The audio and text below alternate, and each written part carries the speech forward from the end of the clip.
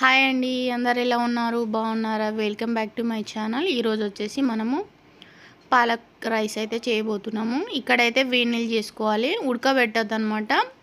Water బాగా వేడైతే సరిపోతుంది. Gas కట్టేసి ఇంకా తర్వాత దాంట్లో అయితే పాలక్ అయితే వేసేసేయండి.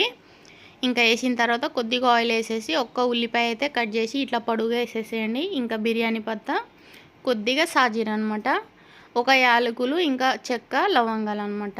కొన్ని వేసుకోవాలి చాలు, ఎక్కువ మసాలాలు చేయాల్సిన అవసరం లేదనమాట. ఇంకా నీళ్ళు మంచిగా ఉంచేసి దాని తర్వాత 2 పచ్చిమిర్చి, ఇంకా తర్వాత పాలకూర మొత్తం మిక్సీ పట్టుకోవాలన్నమాట. మనకి ఫైన్ పేస్ట్ చేసుకోవాలి. చేసిన తర్వాత కొద్దిగా సాల్ట్, కొద్దిగా ధనియాల పౌడరు అవన్నీ యాడ్ చేసుకోవాలి. యాడ్ చేసిన తర్వాత మంచిగా పచ్చి వాసన పోయే వరకు వేయించుకోవాలి మనము.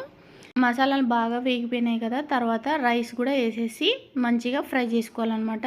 ఇంకా సాల్ట్ కూడా కొద్దిగా వేసుకోవాలి. ఆకుకూరలు ఇష్టపడని వాళ్ళు ఇలా చేసుకుంటే పిల్లలు కూడా చాలా ఇష్టంగా తింటారనమాట. కంపల్సరీ ట్రై చేయండి.